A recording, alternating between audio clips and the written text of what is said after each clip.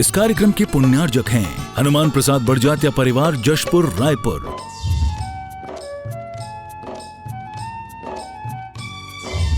राजकुमार सुधा जैन, विनोद संजना जैन, दिलीप सीमा जैन, रासु शीतल, राहुल अदिति, पुष्पा विमल पांड्या इंदौर, स्नेहलता विकास काला जयपुर, ममता सुरेश सेठी कोलकाता, सानू अमित जैन सूरत, पूर्वा हर्ष जैन कोलकाता, सलोनी हर्षवर्धन जैन आगरा, वेदिका यश पाटनी नागपुर, रचित मौलिक जीनांश वांशिक धैर्य वंदित जैन। वर्षा कब से चालू होती है? सावन के कृष्ण पक्ष से एकम के दिन से। तो सावन के महीने के पूरे 30 दिन कहलाए और भादों के महीने के कृष्ण पक्ष के 15 दिन कहलाए। तो 30 और 15 45 और एकम 2 30 4 दिन हो गए। ऐसे 45 और 4 49 49 हो गया ना। ऐसे 49 अच्छी वर्षा होना चालू हो जाती है। अब आपकी भूमि समतल हो गई, एक सी हो गई और कल से पर्युषण पर्व है। अब इसमें हम सबको धर्म रूपी बीज का अंकुर करना है, उसका हमको लाभ लेना है। पर्युषण पर्व पूरा प्रकृति के समान है। किस तरह से है कि सबसे पहले वह बीज का रोपण होता है। किस में होता है? पृथ्वी में होता है। पृथ्वी कैसी है? क्षमा की प्रतीक है। पृथ्वी धरती जिसको बोलते हैं ना, जमीन बोलते हैं, क्षमा की प्रतीक है। कितना भी उसको रोनता रहता है, कुछ भी उसके लिए करता रहता है, कभी किसी को कुछ नहीं कहती है। पृथ्वी का जीव की विशेषता है, पृथ्वी की विशेषता है। अभी बच्चों ने बताया, कल बच्चों ने कुछ मूक माटी में कुछ देखा। आपने कौन सी फिल्म देखी? हाँ, तो उस बच्चों ने से बताया, तो उसमें वो माटी कहती है, अपने बेटे से कहती है, उस मिट्टी से कहती, धरती माँ कहती है, बेटा सत्ता शाश्वत होती है। गुरु जी की कृति है, नाम है मूक माटी और पता नहीं क्या क्या चीज कहती रहती है, संदेश देती रहती है। तो वह पहले पृथ्वी जो है क्षमा की प्रतीक है, सबको क्षमा करती है। उसमें बीज का रोपण हो रहा है। बीज कभी मुलायम नहीं होता है, बीज कठोर होता है। वह बीज उसके अंदर जाता है, वहाँ पर अपने आप को उस मिट्टी के माध्यम से मुलायम करता है, पानी के माध्यम से मुलायम करता है, अपने उस घमंड को तोड़ता है, अपने आप में मार्दव गुण प्रकट करता है। तब कहीं जाकर वहाँ पर वह बीज का रोपण वहाँ पर होता है। और उसके बाद में जो उसको ठंडी हवा आदि मिलती है, पानी आदि का जल का सिंचन होता है, वह बीज अपने हिसाब से अंकुरित होने लगता है। जब बीज अंकुरित होता है तो जब उसे छोटा सा पौधा निकलता है, तो कभी तिरछा नहीं निकलता है, कभी पौधा कैसे निकलता है? सीधा निकलता है। ये बात की बात अलग है। जब पेड़ बड़ा होता जाता है तो उसकी टहनी और पेड़ आपस फिर बाद में तिरछा हो जाता है। तीसरा धर्म है, आर्जव धर्म आने वाला है, समझने के लिए बता रहे हैं। आज तो भूमिका है, इंट्रोडक्शन है, ताकि हम समझ सतर्क हो जाएं, अलर्ट हो जाएं। सावधान, घंटी बज चुकी है, अब प्लेटफार्म में हमारी ट्रेन आने वाली है। इसलिए आर्जव धर्म कह रहा है कि ऐसे सरल हो जाओ, तभी वह वृक्ष पौधा ऊपर आगे बढ़ता है। पूरी प्रकृति है। जैन दर्शन पूरा प्रकृति से जुड़ा हुआ है। जैन धर्म के जितने भी सभी कुछ हैं, सब प्रकृति से जुड़े हैं। आप प्रकृति से जुड़े रहेंगे, आप सुरक्षित पूर्ण आयु को प्राप्त हो जाएंगे।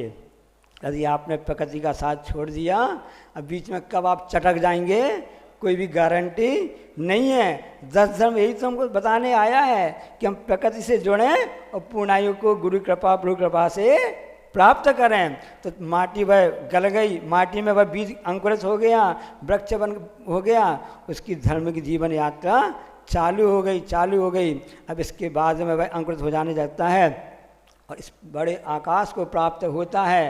ये पूरा सत्य है, सत्य में वो जयते कहते हैं ना। इस आकाश को प्राप्त हो जाता है, उसका संयम के साथ बंधन भी चालू हो जाता है। यदि मान लो कोमल रहा तो गिर सकता है, उसके सपोर्ट के लिए, उसकी व्यवस्था के लिए, उसको सहायता देने के लिए संयम का उसमें अपना बंधन हो जाता है।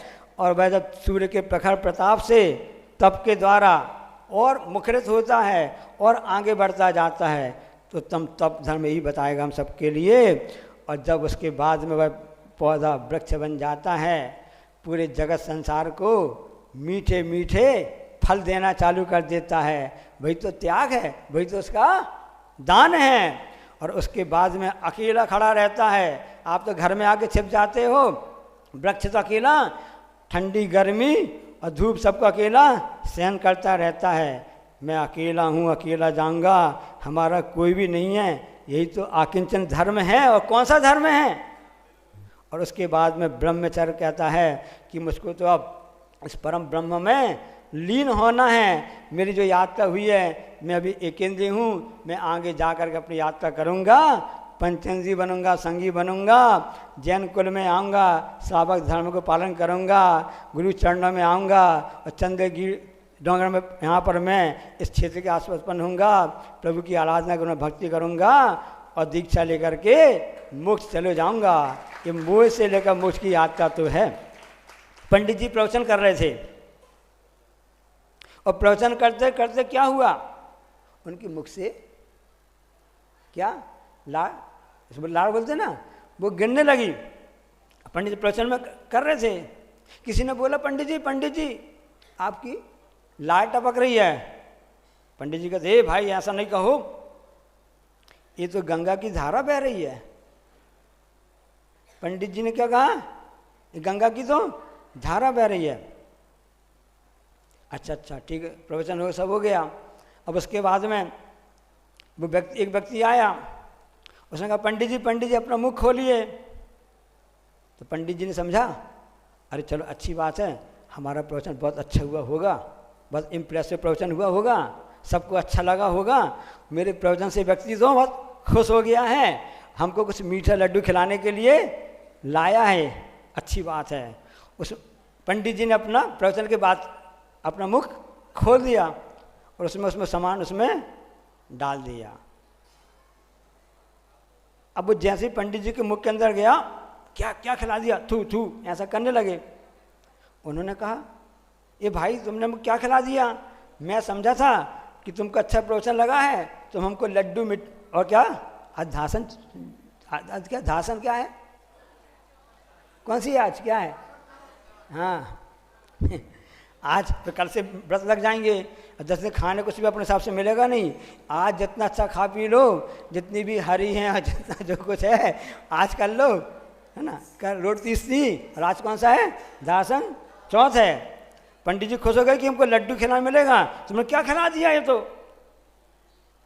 पंडित जी ये तो वो है, मुँह कड़वा हो गया, ये तो पूरी डस्ट है ना, राख होती, मुर्दा आदि जल जाता ना, इंसान जल जाता है, डेड बॉडी रहती है, तब भी उसकी राख निकलती है ना। तो उसने तुम क्या खिला दिया, उसने हाथ जोड़े, पंडित जी आपने कहा था कि मेरी तो गंगा की धारा बह रही है, गंगा की धारा बह रही है।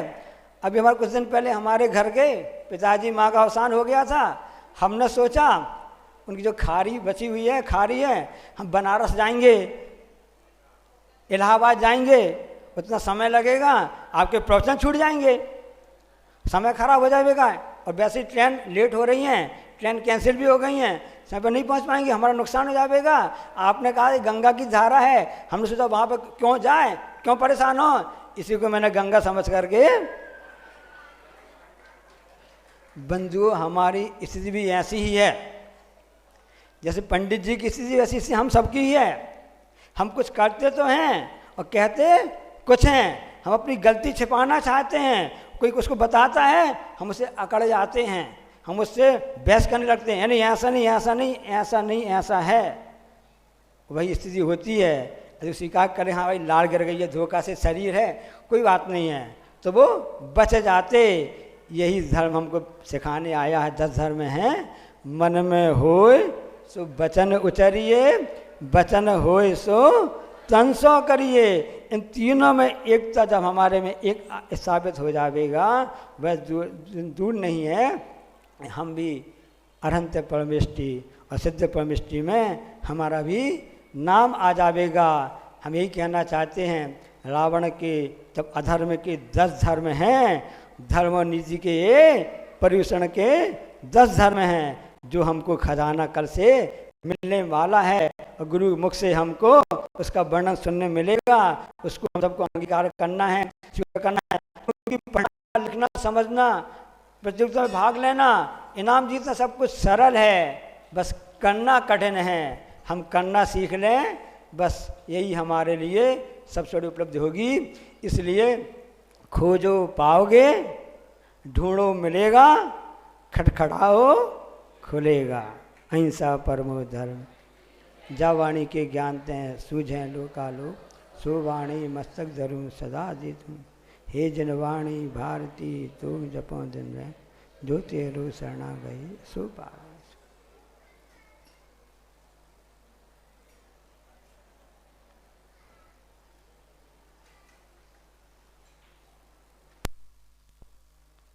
बोलिए द्वादशांग जनवाणी माता। 7:45।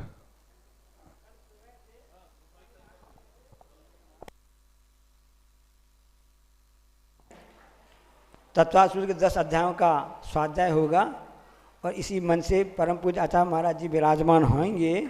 और उसके साथ में आप सबको 7:45 बजे से तत्वासूत्र का प्रथम अध्याय की आपको व्याख्या सुनने को प्राप्त होगी। और दोपहर को 2:30 बजे से तत्वासूत्र की 10 अध्याय की पूरी पाठ होगा। उसके बाद में परम पूज्य आचार्य महाराज जी के 10 धर्म पर मंगल प्रवचन का लाभ मिलेगा।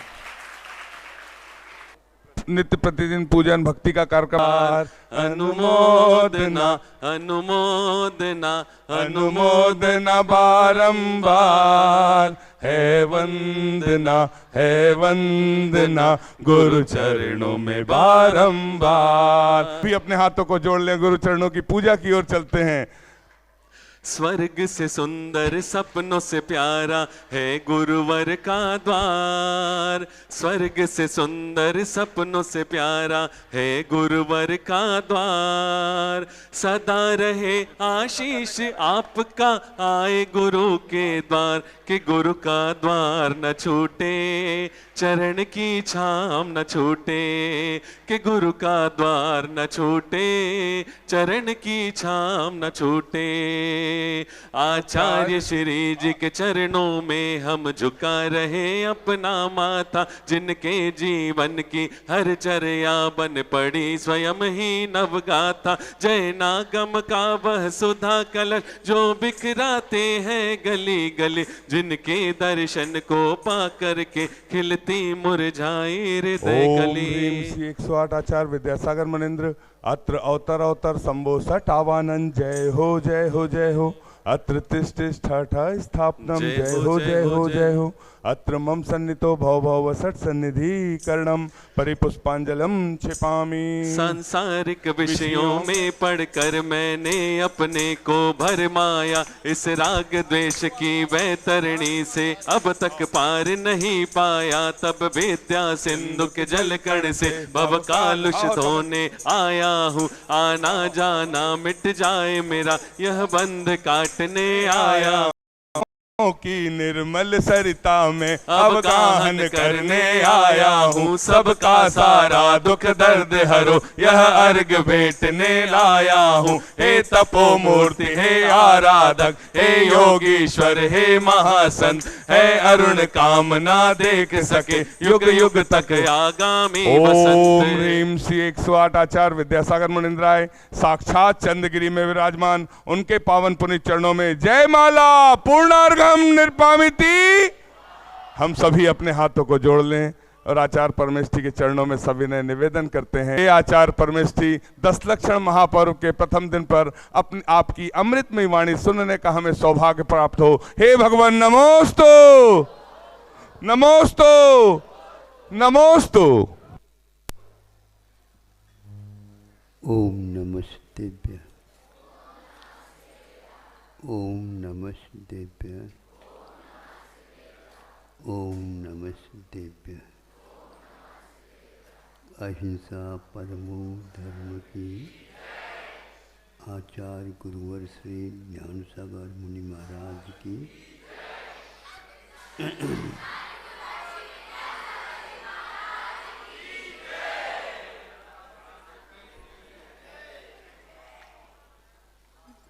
वैसे ही दस लक्षण का स्वरूप मध्याह्न में सब लोग आएंगे।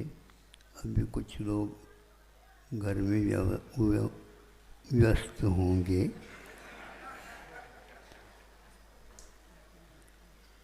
और जो मध्याह्न में नहीं सोएंगे उनके लिए तो मिल सकता है।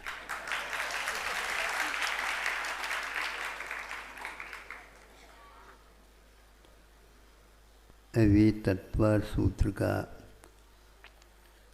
प्रथम अध्याय का विवेचन आप लोगों ने सुना।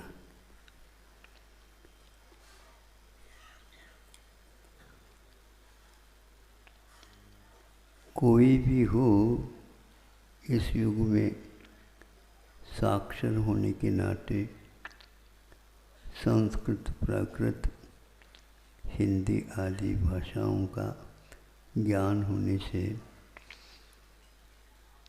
वह सभी दर्शनों का ज्ञान कर लेता।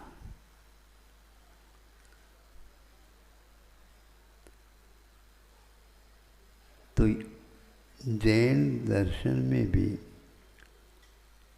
अनेक भाषाएं हैं। उन भाषाओं में जो विवेचन दर्शन का किया गया है वह अपने आप को तो महत्वपूर्ण मानते ही हम लोग, लेकिन दार्शनिक जो व्यक्ति होता है वह सबको भी देख करके फिर तुलना करने का भी पुरुषार्थ करता है।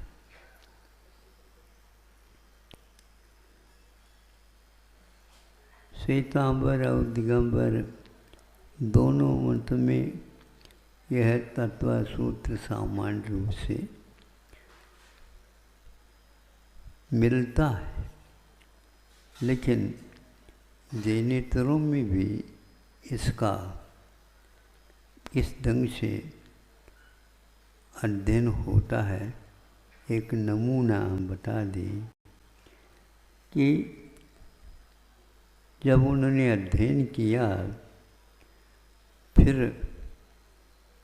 जैन समाज से निवेदन किया कि बहुत सारा अध्ययन करने के लिए यहाँ साहित्य विपुल मात्रा में उपलब्ध है, किंतु सब लोगों के लिए इसका स्वाद मिले ऐसा कोई संकलन हो जाए जो जैनत्व क्या है सामने आ जाए।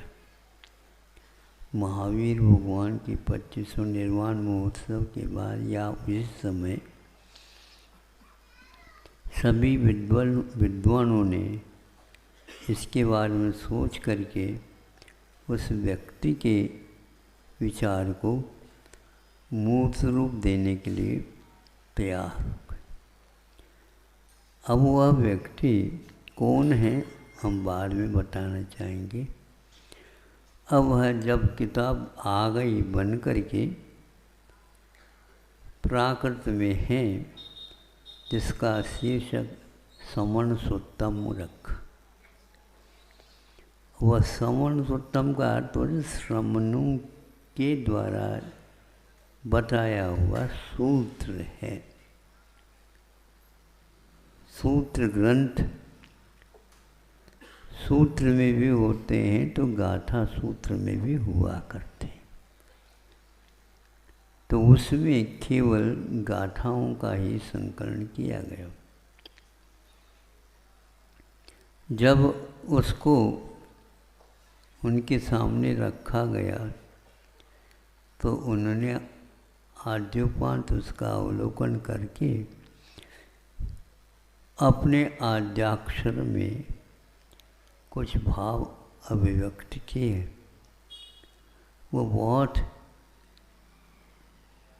सुनने योग्य भी है और चिंतन करने योग्य भी है कि कितनी बुद्धि के द्वारा हम उसको छांट करके सही सही को लेने का प्रयास करते हैं, एक वह नमूना है। गीता को छोड़कर महावीर से बढ़कर मेरे ऊपर किसी का प्रभाव नहीं है। किसने लिखा है? विनोबा जी, जो जीवन पर्यंत एक प्रकार से उदासीन, अथवा यूँ कह दो उनको भी बाबा ही कहते हैं, विनोबा बाबा।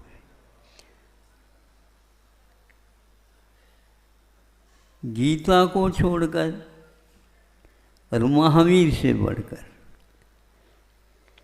गीता भगवद गीता से मतलब रखता, इसको छोड़कर, किंतु महावीर से बढ़कर और किसी का प्रभाव मेरे ऊपर नहीं। किसी का व्यक्ति का नहीं हुआ करता है। साहित्य तो जैसे आदित्य के समान हुआ करता है। आदित्य सबका होता है, सूर्य जिसको बोलते हैं। अब ये बात अलग है, किसी के पास नेत्र ज्योति नहीं हो, उसने सूर्य को नहीं देखा, ऐसा भी नहीं कहा जा सकता। सूर्य का आतप, प्रताप जिसको बोलते हैं, उसको तो पहचान सकता है। आप तो आँख वाले हैं, जिनके पास आँख नहीं भी है उसको भी ये प्रताप का अनुभव, संवेदन होता है। उसी प्रकार जो अपने बुद्धि से समझ सकता है वह व्यक्ति। एक और बात उन्होंने मार्मिक कही कि सलेखना प्रकरण इसमें रखा गया है, ये बहुत ही महत्वपूर्ण है। जीवन खाने पीने, उठने बैठने, अनेक कार्यों में पूर्ण हो जाता है, किंतु अंतमता सो गता वाली बात बहुत ही मार्मिक होता है। तो संलेखना की जो विधि इसमें बताई गई है, यह बहुत ही भावपूर्ण है। और इतना कह कर के नहीं हुआ, अंतिम समय में उन्होंने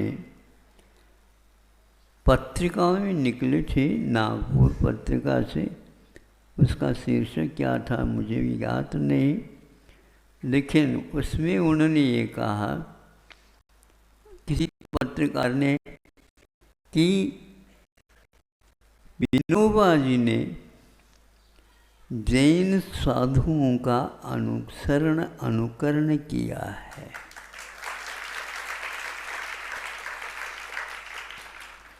ये दोनों बातें मुझे ऐसी लगी, आप लोग तो अभी तेलो लकड़ी में ही हैं। कमाना, खाना पीना, उठना, ऐश आराम, इसको आप मानते हैं वस्तुतः है। जब जीवन समापन की ओर चला जाए कि हे भगवान हमने क्या किया, खाली हाथ से आए और खाली हाथ ही जाना है क्या?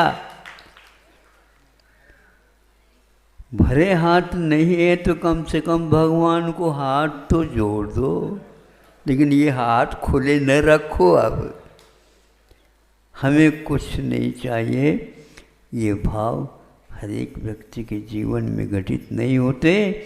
और उन्होंने इस संलेखना का अनुसरण करते हुए महावीर भगवान के निर्वाण दिवस पर, दिवाली के दिन उनका देह विसर्जित हुआ था। इतना ही पर्याप्त है। अब उन्होंने बीच में ये भी कहा था, इसका अनुवाद हो, हिंदी में भी अनुवाद हुआ था, छाया के रूप में भी अनुवाद हुआ था, सब कुछ हुआ था, लेकिन उनका कहना है कि यह पद्यात्मक हो। और उसी समय श्रवण शतकम हमने लिखा था, उसी छंद में हो जाए तो और अच्छा है। जिनेंद्र वर्णी ने इसको लेकर के मुझे कहा, इसका अनुवाद हो तो बहुत अच्छा होगा। इस प्रार्थना पर हमने भी सोचा है, हमारा भी थोड़ा अध्ययन हो जाएगा और उसको जैन गीता के नाम से अनुदित किया गया है कि इससे फलितार्थ होता है कि अनविद्वान जो है विद्वान होता है और क्षीर नीर विवेक की बात होती है, वह हंस की भांति एक प्रकार से दूध का ही ग्रहण करता है और जल को छोड़ देता है।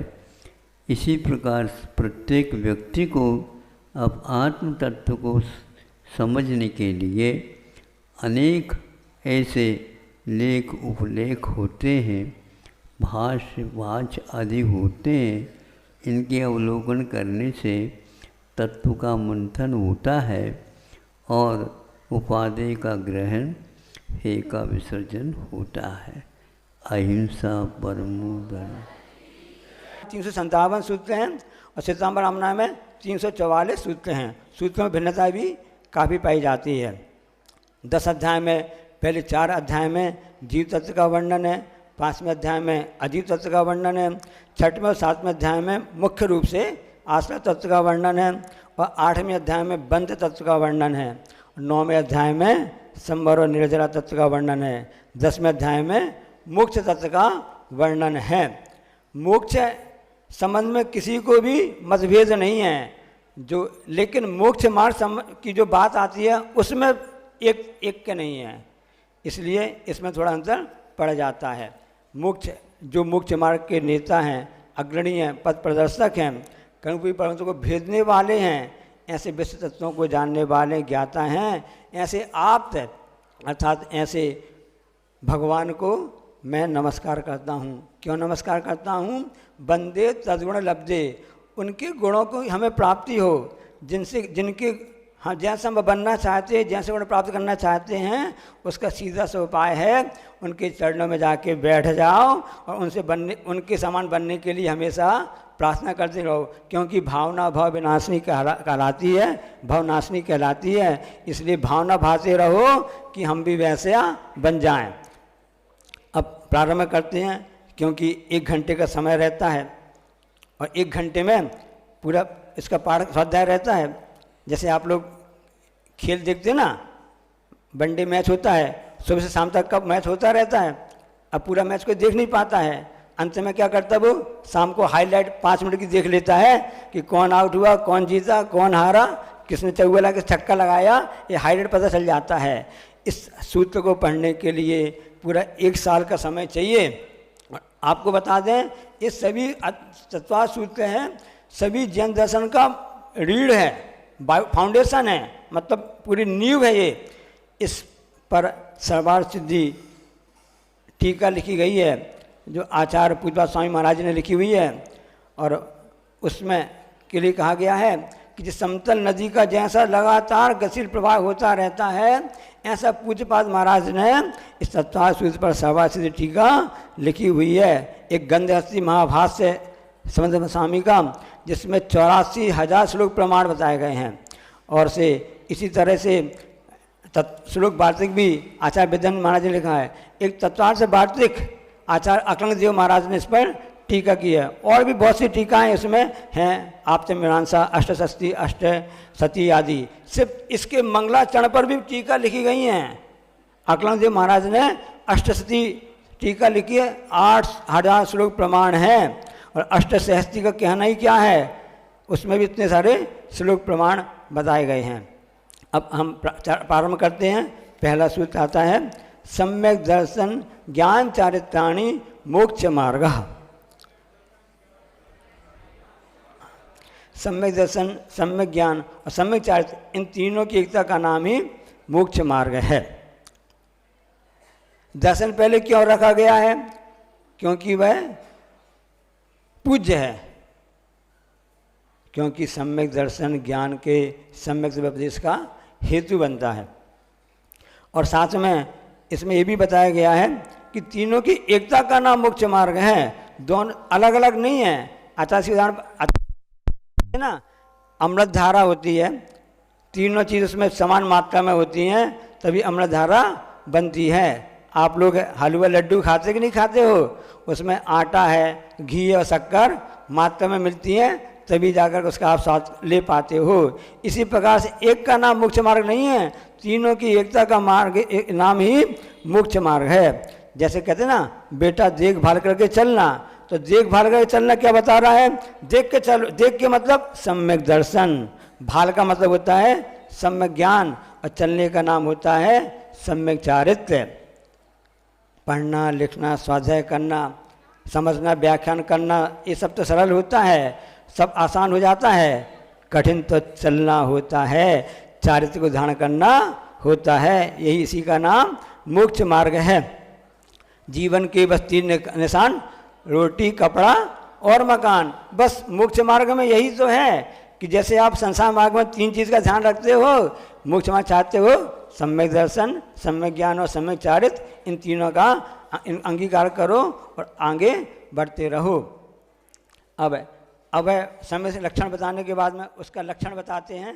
अगला सूत्र है तत्वार्थ सिद्धानम सम्यक दर्शनम। जो पदार्थ का यथार्थ सिद्धांत होता है वह सम्यक दर्शन है।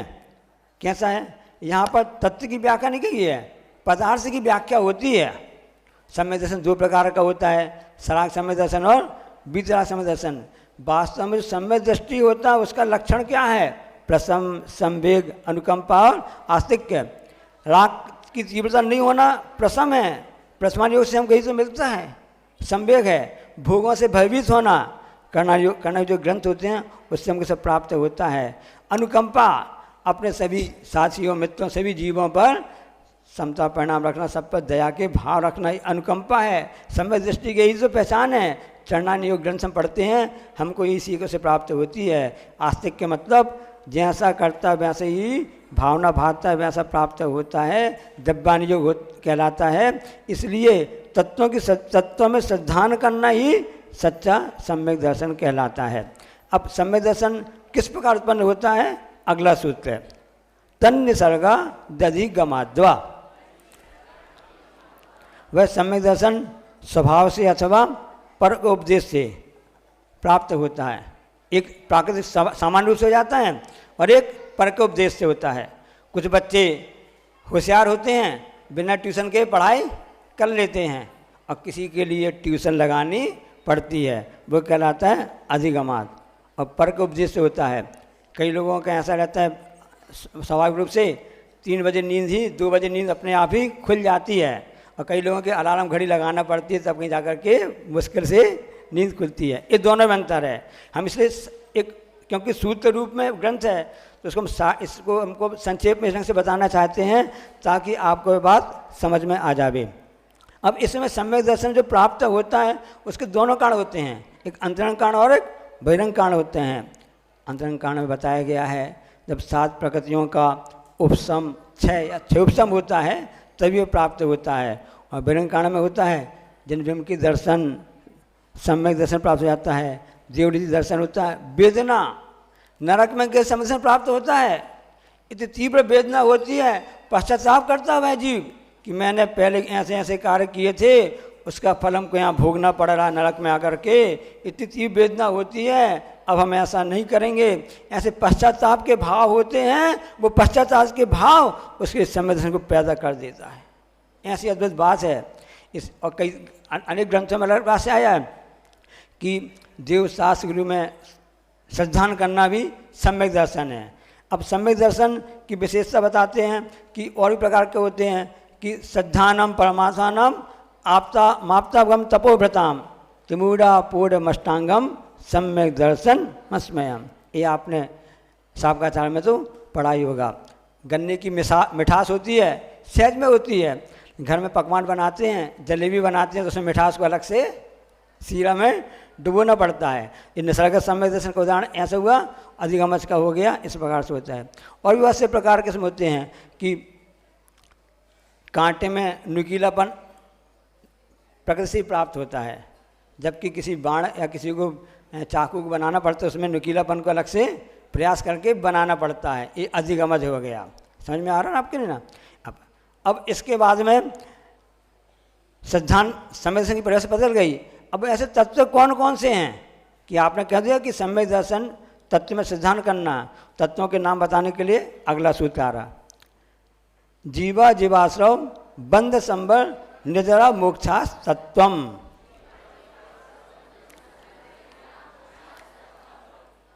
जीव, अजीव, आश्रव, बंध, संबर, निद्रा और मोक्ष, ये 7 तत्व हैं। अब इनका क्रम ऐसा क्यों रखा गया है? क्यों उसका आगे बताया जा रहा है, क्रम से बताया जा रहा है ना, कि जब भी मोक्ष किसको प्राप्त होगा? जीव को प्राप्त होगा। और जीव का अनादिकाल से संबंध किससे चल रहा है? अजीव से चल रहा है, कर्मों आदि से चल रहा है। तो उसके बाद उसको अलग करना है।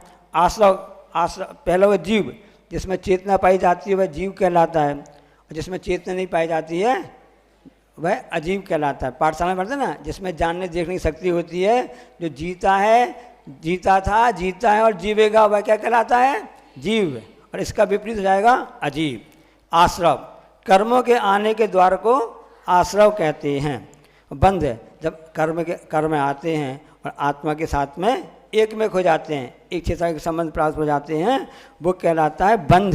बंध 2 प्रकार का होता है, एक कर्म बंध हो जाता है, एक अकर्म बंध हो जाता है। जैसे कि असाता वेदनी में परिवर्तित हो गई, बंध तो हुआ, एक कर्म बंध है। अकर्म बंध क्या कहलाएगा? कि कर्मों का आत्मा के साथ में बंध हो जाना। ऐसा जय धबला पुस्तक में आया है। अब संबर, आते हुए कर्मों का रुक जाना, रोक देना, वह संबर कहलाता है। निर्जरा है, जो संचित कर्म हैं उनका एक देश झड़ जाना, वह निर्जरा कहलाती है। और मोक्ष, सभी कर्मों का आत्मा से अलग हो जाना, मोक्ष कहलाता है। ऐसे बहुत से उदाहरण इसमें दिए गए हैं। विचार कीजिए, दुख किसे मिल रहा है? जीव को मिल रहा है। किससे मिल रहा है?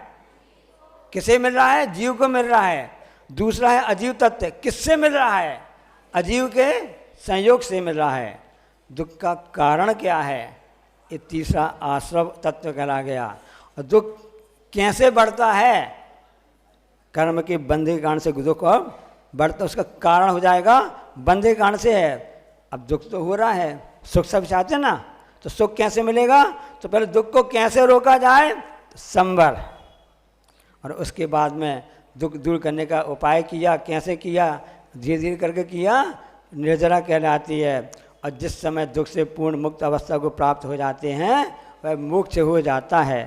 प्रार्थना करते हैं संसार के सभी जीवों को अंतिम मोक्ष तत्व को प्राप्त हो। इसलिए आचार्य महाराज मुखमाड़ी में लिखा है ना कि मोह की यात्रा विफल हो और मोक्ष की यात्रा।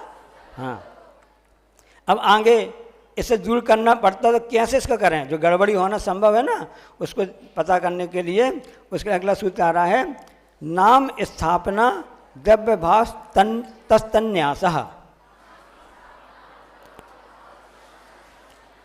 नाम स्थापना द्रव्य और भाव से उन जीवादी पदार्थों का निक्षेप करना चाहिए। रखने का नाम निक्षेप है। जैसे नाम, किसी का नाम रख दिया तो नाम तो हो गया। अब इसके बाद में स्थापना कर दी। जब से मोक्ष मार्ग बना है तब से स्थापना चल रही है। जो मूर्तियों की स्थापना होती है ना, जिनमें की स्थापना होती है, जैसे आप यहाँ पर विशाल पाषाण का मंदिर बना रहे हैं, उसमें विशाल पाषाण की प्रतिमा और अष्टकूट जिनालय में 1000 जिन प्रतिबिंब स्थापित करने जा रहे हैं ना, स्थापना निक्षेप हैं। ये सब सम्यक दर्शन के कारण बनते हैं। इसलिए आचार्य की भावना रहती है कि जन्म के दर्शन करो, पूजन पाठ भक्ति आराधना करो, माला फेरो, विधान करो, जिससे हमारा सम्यक दर्शन उत्पन्न हो जावे और जो हमारा सम्यक दर्शन है वो और गाढ़ और प्रगाढ़ होता जावे। अब नाम, जिसका नाम रखा जाता है, स्थापना बताई थी आपके लिए कि मूर्ति में, पाषाण में, धातु में स्थापना की जाती है। मंच बनाना भी क्या है? एक बार से स्थापना ही कहलाती है।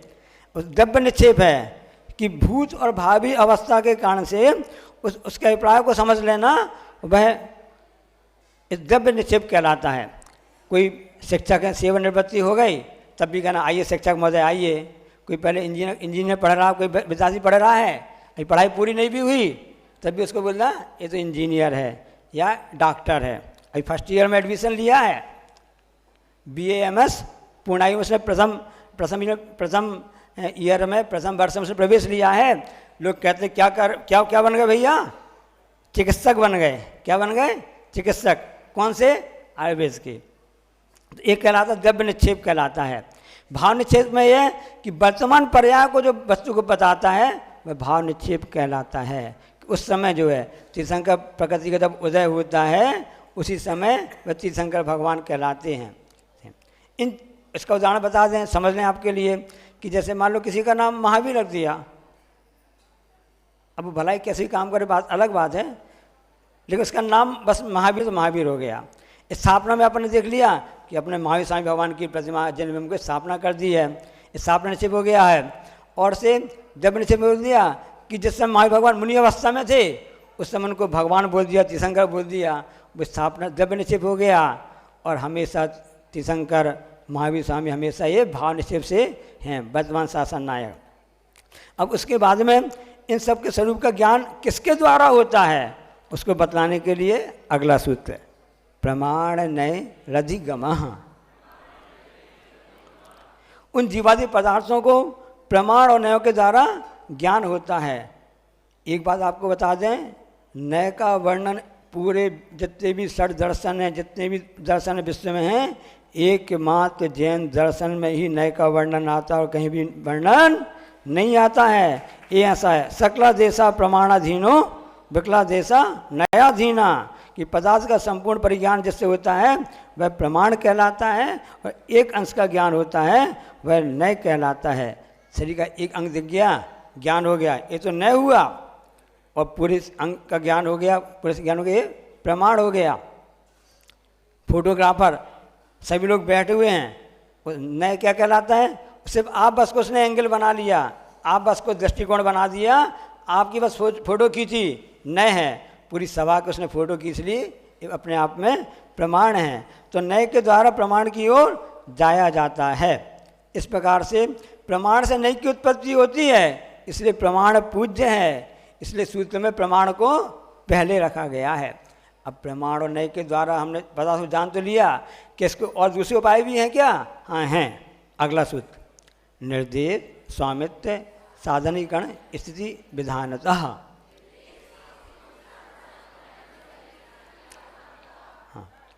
अब जो निर्देश आदि किसे कहते उसको बता रहे हैं कि वस्तु के स्वरूप का कथन करना निर्देश है, इंस्ट्रक्शन जिसको बोलते हैं आप ना, उसको बोलते हैं। दूसरा हुआ स्वामित्व, वस्तु का स्वामी कौन है उसको पता कहते हैं। साधन, किस निमित्त से प्राप्त होती है वह वस्तु, उसको साधन कहते हैं। अधिकरण, जो वस्तु का जो आधार होता है ना, फाउंडेशन बेस, वो आधार कहलाता है। उसके बाद स्थिति है, कब तक वस्तु टिकी रहेगी वह स्थिति कहलाती है। और वस्तु के भेद प्रभेद होते हैं, उनके अनेक प्रकार के डिवाइडेशन होते हैं ना, वर्ग उपवर्ग होते हैं, ये विधान कहलाते हैं। जैसे उदाहरण बताया गया है कि एक पेन है, क्या बात, एक पेन है, ये निर्देश हो गया। अब इसका स्वामी कौन है? तो जो इसका उपयोग कर रहा है उसका स्वामी कहलाया, इसका उपयोग कर रहा है, इसको किसने कंपनी बनाया, इसका स्वामी हो गया। अब किसका बना हुआ है ये? लोहा का है कि प्लास्टिक का है कि फाइबर का है कि पेंसिल का है, ये आपका उसका साधन हो गया। अब कहाँ पर रखा हुआ है? आधार है, टेबल पर रखा है, दुकान पर रखा है, ये उसका अधिकरण हो जाएगा। कब तक चलेगा? 6 महीने, 1 महीने, 1 साल, 2 साल, ये उसका स्थिति बन जाएगी। स्थिति कैसे आएगी? आप लोग मोबाइल में चार्जर करवाते, उसको वाउचर भरवाते ना, कब तक भैया ये वाउचर मिला है? 24 दिन चलेगा, 84 दिन चलेगा, इसके बाद तो अपने आप बंद हो जाएगा। ये उसका कहलाएगा, स्थिति कहला जाएगी। अब कितने प्रकार का होता है? 1 प्रकार का, 2 प्रकार का, कितने रंग का होता है, ये सब उसका विधान कहला जाता है। इस प्रकार से उनके भेद प्रभेद अनेक प्रकार से होते जाते हैं। अब उसके आगे बतलाते हैं कि ये जो ज्ञान के उपाय बताए हैं, अब इसको समझ लेना। अब इसको इसमें लगाइए, आप किसमें, सम्यक दर्शन में लगाइए कि साधन क्या है सम्यक दर्शन प्राप्त करने के। नरक में धर्म श्रवण से होता है, जाति स्मरण हो जाती है, वेदना से समय से प्राप्त हो जाता है। और जब तिरंचों में देखा जाता है उनको धर्म श्रवण हो जाता है, जाति स्मरण होता है, और जिन बिंब के दर्शन से उनको सम्यक दर्शन प्राप्त हो जाता है। ये मत सोचना कि जिन भगवान की मूर्ति सब हमारे लिए बस है, ऐसा नहीं है। तिरंचे भी दर्शन, गैया आदि आगे दर्शन करते हैं, उनको भी सम्यक दर्शन प्राप्त हो जाता है। ऐसी अद्भुत महिमा है जिन बिंब की। इसी प्रकार से मनुष्य होता है, उनके दर्शन ऐसा प्राप्त हो जाता है। और जीवों के लिए तो धर्म जाति और उनके लिए जिन महिमा दर्शन होता है, जीवों की रिद्धि देखकर दर्शन हो जाता है। विचार करता है मेरे पास इतना समान है, हमसे बड़े देव के पास में इतनी वृद्धि सिद्धि प्राप्त हुई है, कैसे प्राप्त हुई है। वो अपना विज्ञान लगाता है, अरे पहले वह ऐसा कार्य करते थे, ऐसा कार्य करते थे, दान देते थे, जब करुणा भाव करते थे, अच्छे कार्य करते थे, ऐसा, इसलिए उनको इस प्रकार से ज़्यादा रिद्धि, हमसे ज़्यादा रिद्धि प्राप्त हो गई है।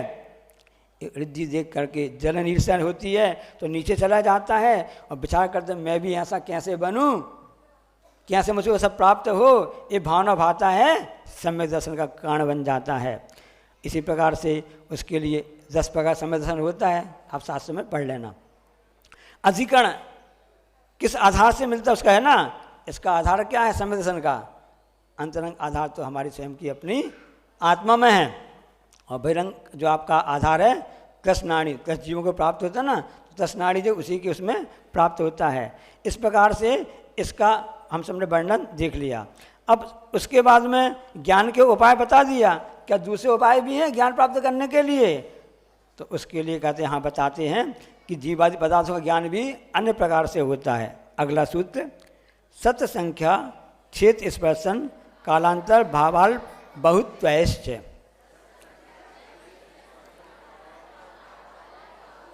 हाँ, अब सत संख्या क्षेत्र स्पर्शन काल अंतर भाव अल्प बहुत, इनके द्वारा जीवादि पदार्थों का अधिगम होता है। 4 शब्द का इसमें 4 शब्द आया ना, वह क्या बता रहा है कि केवल प्रमाण निर्देश के द्वारा ही जीव का अधिगम नहीं होता है, किंतु जो पहले अगले जो सत्संग है ना, इनके द्वारा भी, इन 8 अनुयोगों के द्वारा जीवादि पदार्थों का अधिगमन होता है। यदि इसको आप विस्तृत जानना चाहते हो, सभा सिद्धिकार ने कम से कम 50-60 पेज में इस सूत्र के लिए पूरी इसकी व्याख्या की है। और आपको बता दें, 6 खंडागम ग्रंथ इसी सूत्र बना हुआ है। 16 पुस्तकें धबला टीका से आचार्य महाराज जी ने टीका 20 स्वामी इसकी लिखी है, सिर्फ एक ही सूत्र को लेकर के। ऐसा ये विशाल सूत्र है, 47 पेजों में सभा सिद्धि में आप देख सकते हैं इसके लिए। इसलिए 47 में पेज में क्यों बताया गया है, हम 47 में आज़ाद हुए थे, है ना। ये बात है कि हम नैरो माइंड रहे, आज तक अपनी मातृभाषा से आज तक आज़ाद नहीं हो पाए। इसलिए सूत्र को व्याख्या देना चाहते हो तो 47 पेज में सभा सिद्धि में जाकर के आप इसको अध्ययन करके देख सकते हो। सत्य किसे कहते हैं? जो वस्तु का अस्तित्व होता है वह सत्य कहलाता है। वस्तु की गणना संख्या कहलाती है, और वस्तु के वर्तमान काल के निवासन को क्षेत्र कहते हैं। हम समझ लेंगे, इसी को आगे उदाहरण समझेंगे। और स्पर्शन त्रिकाल संबंधी जो वस्तु का निवास स्थान होता है वह स्पर्शन कहलाता है। स्वस्थान, प्रस्थान, मानांतरिक, उपाद, ऐसा सब धवला में आप देख सकते हैं, पढ़ सकते हैं या जान सकते हैं। काल, किसी क्षेत्र वस्तु की मर्यादा को काल कहते हैं। विरह काल क्या बोलता है? उसके लिए जो अंतर आता है उसको विरह काल कहलाते हैं, कि एक दशा से दूसरी दशा को प्राप्त करके फिर उसी दशा, पहली दशा प्राप्त आ जाना होता है। बीच के समय को टाइम ड्यूरेशन जिसको बोलते हैं ना, वह वास्तव में अंतर कहलाता है। भाव, और उसमें परिणामी भावों को भाव कहते हैं। अल्प बहुत जानते हैं, कम, ज़्यादा, छोटा, बड़ा, इसका जो वर्णन होता है अल्प बहुत कहलाता है। ये अनुयोगदार कहलाते हैं। कि अब जैसे मान लो कोई व्यक्ति ने पूछा, दुकान पर गया, भैया पुस्तकें हैं दुकान में, आपको पुस्तकें हैं? हाँ भाई, हमारी दुकान में आपको पुस्तकें मिल जाएंगी। हाँ, तो ये सत्य हो गया। उसने फिर पूछा कि भैया कितनी पुस्तकें आपके पास में हैं? भैया पास 500 हैं, 700, 800 हैं, इस संख्या हो गई। इसके बाद उसने पूछा भाई कि पुस्तकें कहाँ पर रखी हैं? ये पूरी दुकान है, बाजू में गोदाम है ना, इसे पूरे गोदाम रखी है, आप कब चाहिए बता दो, हम आपको ला के दे देंगे। ये पूरा क्षेत्र हो गया।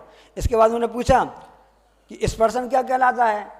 तो जहाँ से प्रिंटिंग प्रेस से बाइंडिंग हो करके पुस्तक यहाँ तक आई, ट्रांसपोर्ट में आई, और यहाँ पर आपकी पुस्तकें आई, क्षेत्र में आई, यहाँ पर ये पूरा उसका स्पर्शन कहला जाएगा।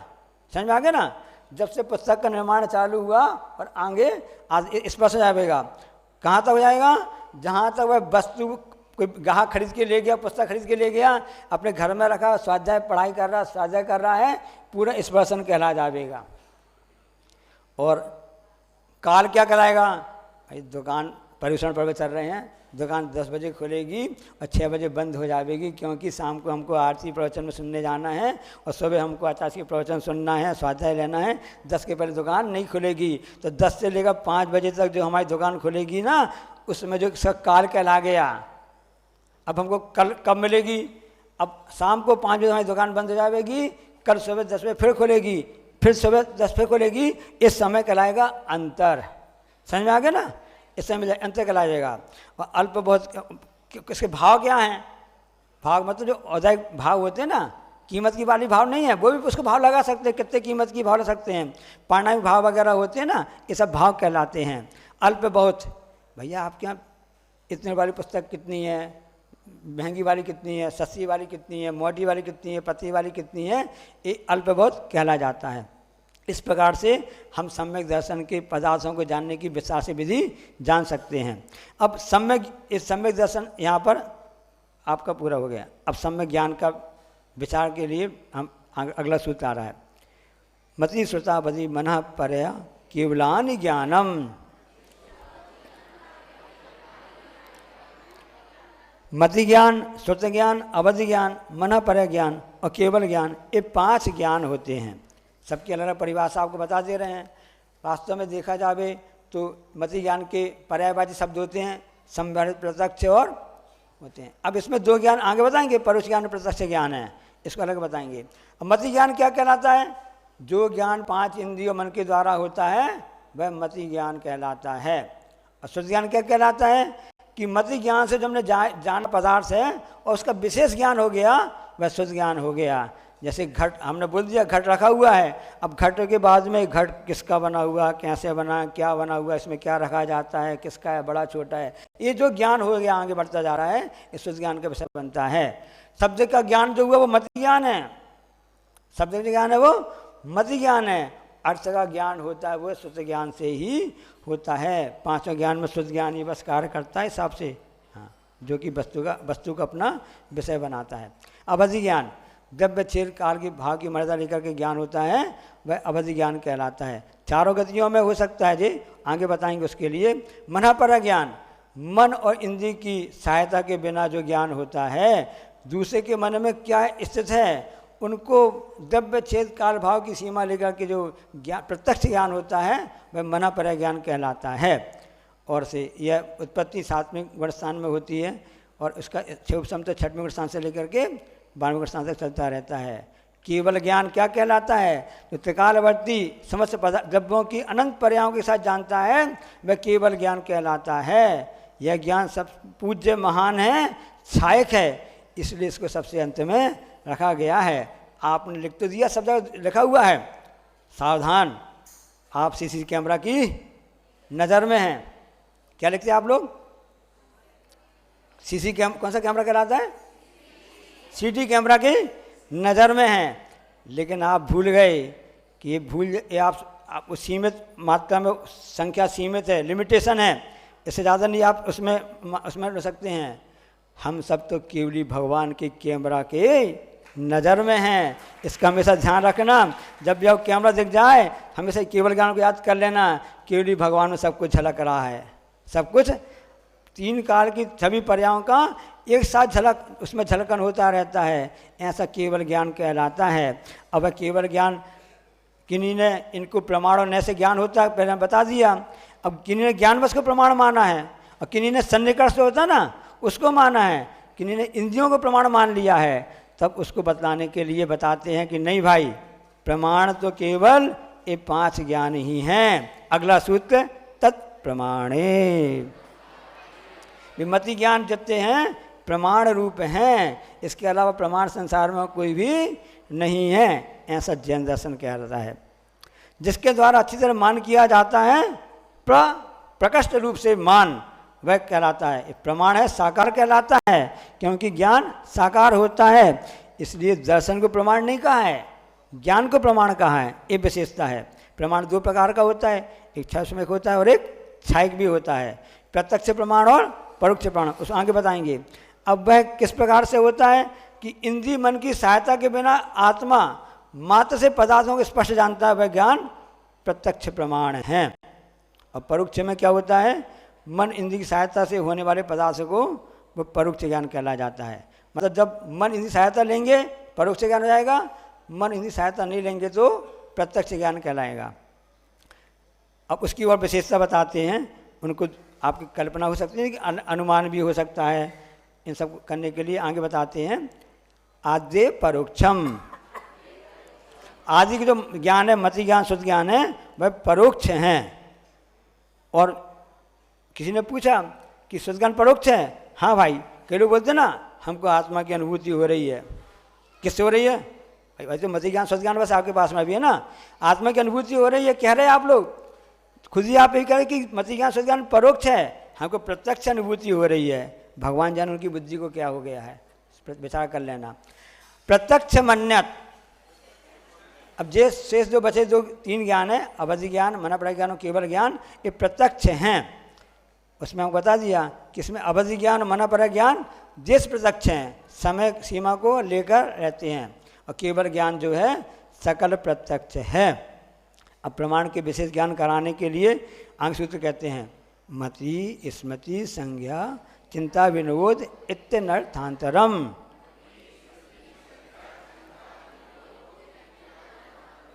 अब इसमें क्या बताया जा रहा है कि मति स्मृति संज्ञा चिंता अविनोद, ये सब क्या हैं? मति ज्ञान के एकार्थवाची हैं, ये उसके पर्यायवाची हैं। किस प्रकार से बताया गया कि मन इंद्रिय साथ जो ज्ञान होता है मति ज्ञान हो गया। स्मृति, जो पहले हमने वस्तु को देखा जाना, उसका स्मरण हो जाना, मैंने जिन भगवान के दर्शन किए थे, मैंने 3 चीज़ों की वंदना की थी, उस पर ऐसा किया था, ऐसा होना ये स्मृति कहलाता है। जाति स्मरण हो जाना, ये सब स्मृति ज्ञान कहलाता है। संज्ञा, कि पहले हमने जिसको देखा था स्मृति हो आई, तो और अभी जो हमने देखा, तो स्मृति और प्रत्यक्ष का जो जुड़ रूप ज्ञान होता है वह संज्ञा कहलाता है। इसका दूसरा नाम प्रत्यभि ज्ञान भी कहलाता है। ये वही नगर है जैसे हमने कल देखा था, वे वही आचार्य महाराज जी हैं जो 2011-12 में भी यहाँ पर चातुर्मास किया था, है कि नहीं? यही आत्मा है जो कल थी, यही सत्ता सूत्र है जिसका हमने पहले स्वाध्याय किया था। अब चिंता है, इसका दूसरा नाम क्या है? ये चिंता नहीं कि क्या चिंता हो रही है, तर्क का नाम चिंता कहलाती है। जो व्याप्ति के ज्ञान को तर्क कहते हैं, उसमें अविनाभाव संबंध होता है, वह व्याप्ति कहलाती है कि जहाँ जहाँ धुआं है वहाँ वहाँ अग्नि है, जहाँ जहाँ अग्नि नहीं है वहाँ वहाँ धुआं नहीं है। इस प्रकार से अब अभिनिबोध कि साध्य से साधन से साध्य के ज्ञान को अभिनिबोध कहते हैं। अनुमान ज्ञान जिसे कहते हैं, अंदाज लगा लेते हैं कि जैसे आपने देख लिया ठंडी हवा चल रही है, कहीं ना कहीं पानी तो वर्षा होगा। अभिनिबोध चारों ओर से यानी नियम से बोध ज्ञान हो जाना, ये कहलाता है। नाड़ी चल रही है मतलब अब ये व्यक्ति है, नाड़ी का फड़क बंद हो गया, ये अभिनिबोध ज्ञान से पता चल जाता है।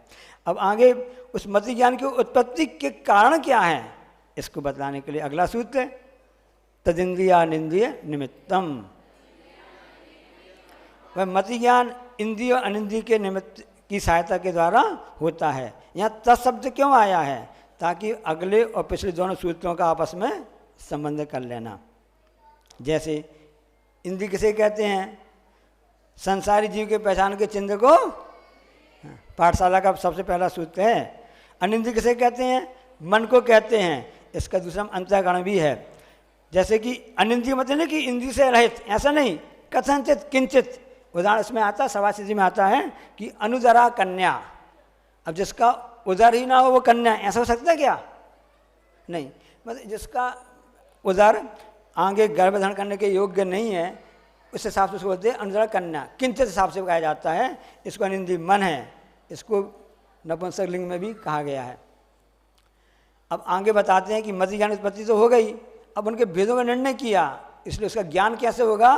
अगला सूत्र है अवग्रहे हावाय धारणा।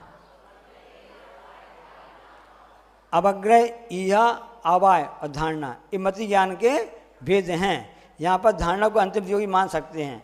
आचार्य का देखो एक केंद्रीय आदि के भी सब चारों प्रकार के होते हैं, है कि नहीं? कि वह हिसाब से आगे जा सकता है। एक लोथ का पेड़ आता है कि वो हिसाब से वहीं पर जाता है जहाँ पर खजाना होता है। एक हिसाब से हो गया, उस पर धारणा रही होगी, उस हिसाब से रही होगी, उस हिसाब से उसके वहाँ पर उसकी हो जाती है। अब कहलाता क्या है अवग्रह अवधारणा? जैसे किसी को पैर में तकलीफ हो गई कि भाई लंगड़ा के चल रहे हो, हाँ तकलीफ है, कुछ लग गया है, एक जो कुछ लग गया है ना, ये अवग्रह हुआ। कुछ लग गया है, तकलीफ हो रही है, चलते नहीं बन रहा है, ये क्या हुआ? अवग्रह।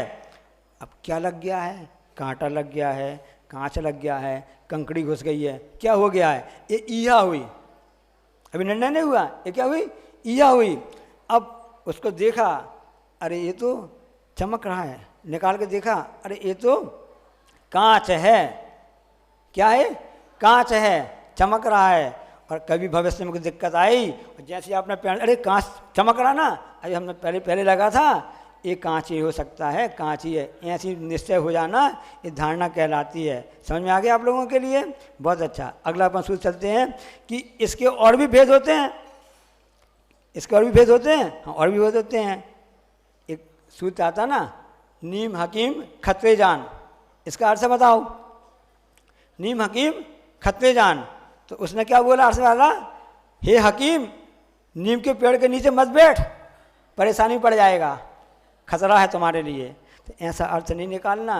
कुछ लोग तो इसी प्रकार से तत्वों का अर्थ निकालते हैं, बिना जनवाणी बिना गुरु के, ऐसा उल्टा सीधा अर्थ निकल जाता है और फिर संसार भ्रमण करने का कारण बन जाता है। इसलिए अर्थ ना भी निकले, कम सिद्धांत तो करना कि भगवान आपने जो कहा है, गुरुदेव आपने जो कहा है, जो जनवाणी में आया वही सत्य है, सिद्धांत भी कर लोगे तो भी आपका उद्धार की परंपरा चालू हो जाएगी। अभी अवग्रह या आवाय धारणा आपके लिए हो गई। अब उसके लिए और भेद बताते हैं। बहुविध क्षिप्रा निशा नुक्त ध्रुवाणाम शेतराणाम।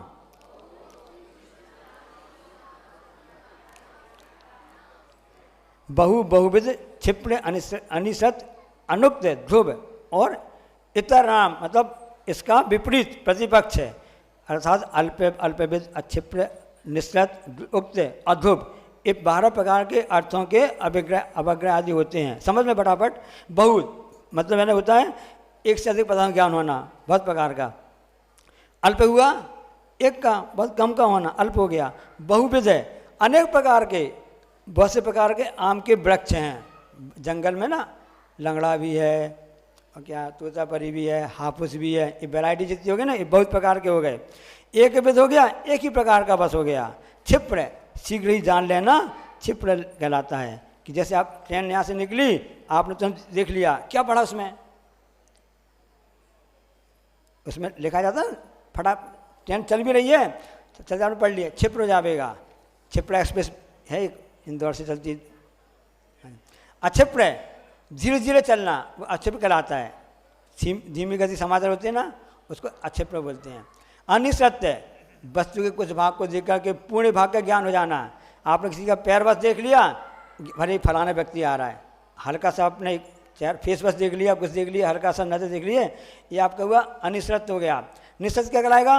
पूरी वस्तु को देख करके आपने जान लिया कि पूरा हाथी है। पूंछ पकड़ के देख लिया अकेला, ये हाथी है, और पूरा हाथी दिख गया तो ये आपका पूरा हो जाएगा निश्चित। अनुक्त, बिना कहे आपने जान लिया। कैसे जान लिया आपने? कि जैसे मान लो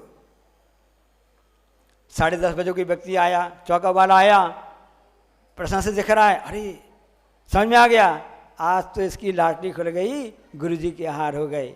इतना समझ में आ गया, उसकी चेहरा देख के पता चल गया कि इसको तो लाभ मिल गया इसको। और अनुक्त हो जाएगा, मुंह लटकाया, खाली गया, अंतराय हो गया, ऐसा उसके लगता, अंदाजे से लग जाता है। ऐसा है। समझ में आ गया कि नहीं आ गया? आपके मन की बात आ गई तो देखो आनंद आ जाता आपको।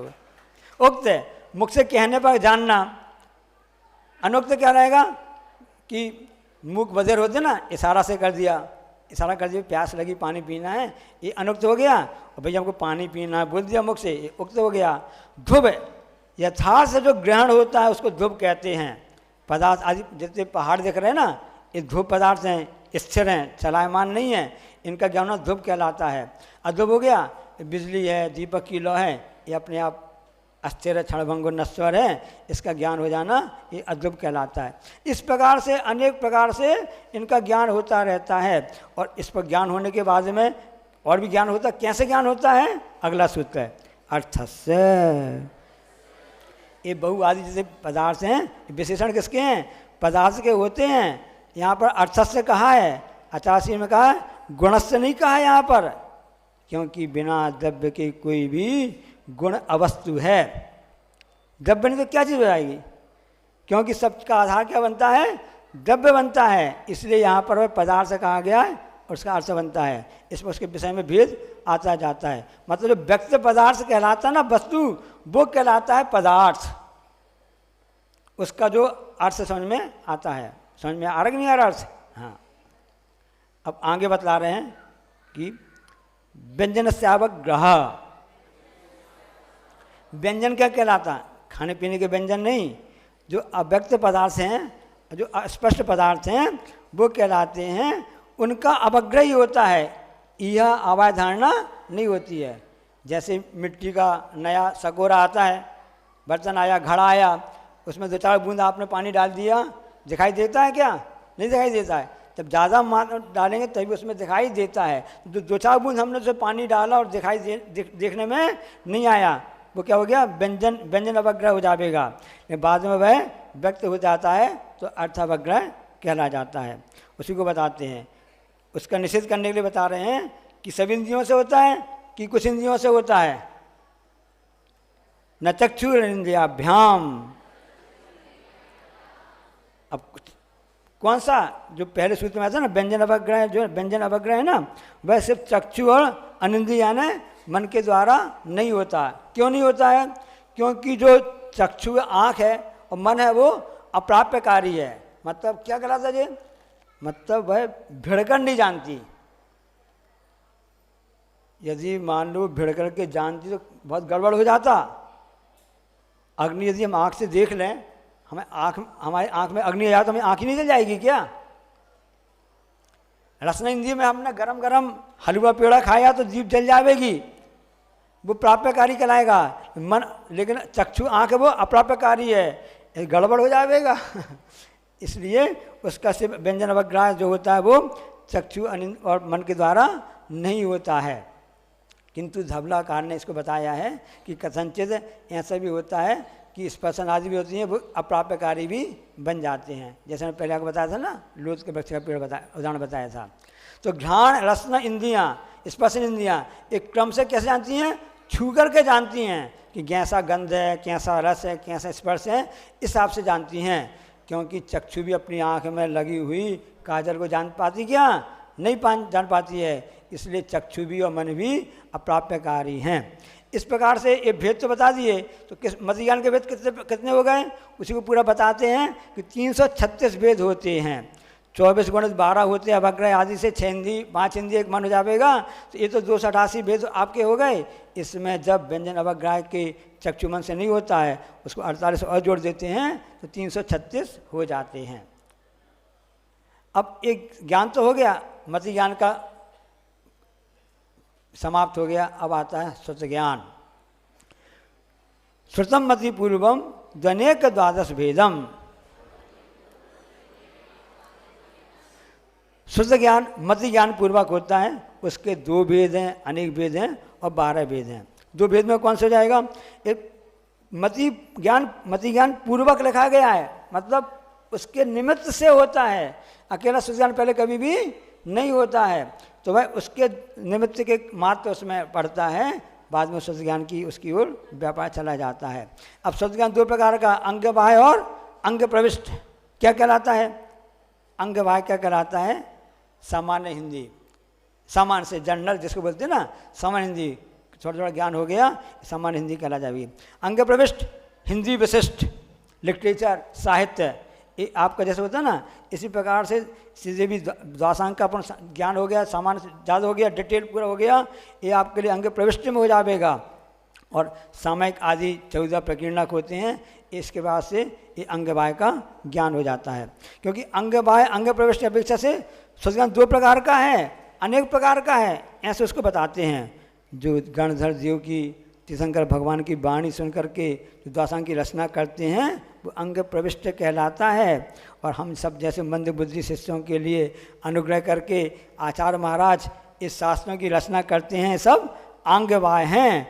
अंग बाह्य की रचना किसके आधार पर हुई? अंग प्रविष्ट के आधार पर ही होती है।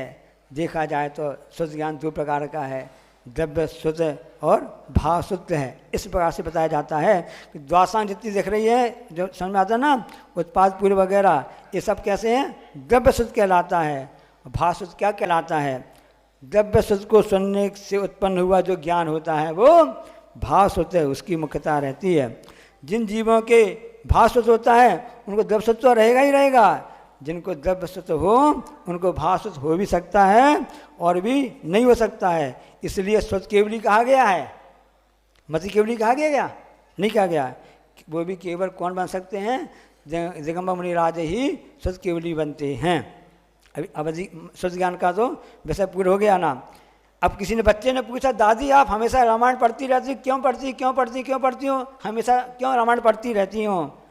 तो दादी कहती हैं अंतिम परीक्षा देनी है, अंतिम परीक्षा देनी है, इसलिए पढ़ते रहते हैं। हम भी आपसे कहना चाहते हैं, सबको मरण करना है, अंतिम परीक्षा देना है, तो शुद्ध ज्ञान का जो आधारभूत तत्व सूत्र है और भी जितने ग्रंथ हैं उनको हमेशा पढ़ते रहो, ताकि हमारी अंतिम परीक्षा का पेपर अच्छे से हो जावे।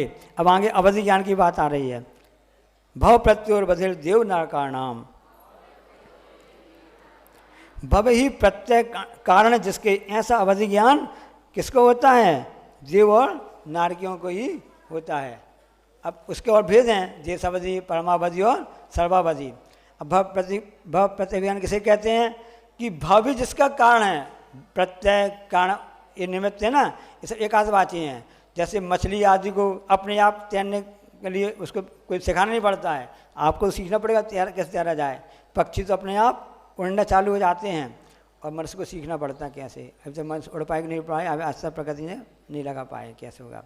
सम्यक दृष्टि जो देव होते हैं, जो नारकी होते हैं, उनको भाव से ही अवधि ज्ञान होता है, ध्यान रख लेना। लेकिन मिथ्या दृष्टि देव है ना और नारकी होते हैं ना, उनको वह ज्ञान नहीं होता अवधि ज्ञान, उसका उल्टा विभंग ज्ञान होता है। आगे बताएंगे कि विभंग क्या कहलाता है, जिसको बोलते हैं कु अवधि ज्ञान होता है। तीर्थंकर भगवंतों के जन्म के साथ ही तीनों ज्ञान के धारी होते हैं, ये भव प्रत्यय ज्ञान होता है। कहीं का चक्रवर्ती का भी ऐसा आता है कि चक्रवर्ती होते हैं, ऐसे कोई नियम नहीं है।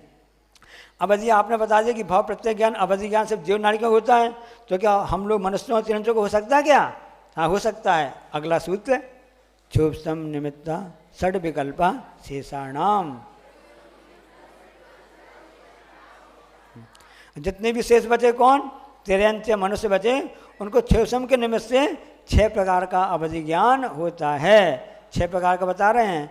अच्छा, इसमें कहा कि विकल्पा शब्द आए ना, यहाँ पर विधा शब्द भी कह सकते थे, एक अक्षर कम हो जाता है। ऐसा कहा जाता है कि जब आचार्य महाराज सूत्र की रचना करते हैं और रचना करते करते एक अक्षर की बचत भी हो जाती है, उनको इतना आनंद आता है जैसे किसी व्यक्ति को एक पुत्र रत्न उत्पन्न होने पर आनंद आता है।